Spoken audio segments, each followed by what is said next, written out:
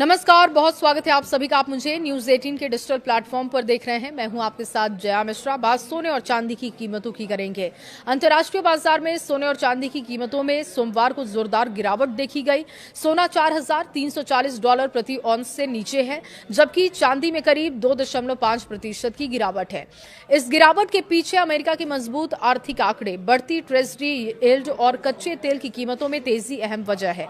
निवेशक अब ब्याज दरों पर फेडरल रिजर्व के फैसले को लेकर सतर्क हो गए हैं।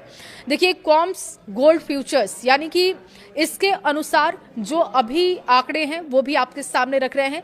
$4,334.50 इसमें गिरावट देखी गई, जो कि पिछले लेवल से $30.80 कम है। वहीं सिल्वर की कीमत में भी लगभग 3% की गिरावट, जो कि $67.39 प्रति औंस रह गया है। पिछले हफ्ते भी सोने में करीब 5% की गिरावट, चांदी में 9% की गिरावट देखी गई थी।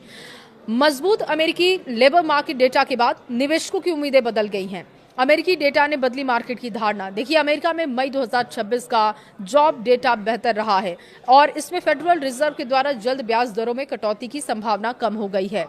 मजबूत नौकरी बाजार के आंकड़ों ने ट्रेजरी यील्ड्स को भी ऊपर पहुंचा दिया। हाई इंटरेस्ट रेट आमतौर पर सोने चांदी जैसे नॉन यील्डिंग स्टेटस के आकर्षित करने वाले एसेट्स माने जाते हैं और इसी वजह से निवेशक इनकी बजाय दूसरे विकल्पों की ओर ज्यादा ध्यान देते हैं। पश्चिम एशिया में इजरायल ईरान तनाव बढ़ने से कच्चे तेल की कीमतें ऊपर चढ़ी थी और क्रूड ऑयल की कीमत में बढ़ोतरी देखी गई थी। $95 प्रति बैरल के ऊपर पहुंच गया। ऊंची ऊर्जा कीमतें महंगाई की चिंता बढ़ा रही हैं, जिससे कि निवेशक सोने चांदी से दूरी बना रहे हैं।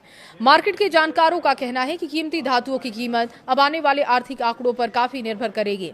इस हफ्ते अमेरिका का इन्फ्लेशन डेटा, यूरोपीय सेंट्रल बैंक और बैंक ऑफ कनाडा की एमपीसी की बैठक अहम होगी। चीन के ट्रेड और महंगाई के आंकड़े, अमेरिकी कंज्यूमर सेंटिमेंट डेटा और भारत के इन्फ्लेशन आंकड़े भी बाजार को प्रभावित करेंगे।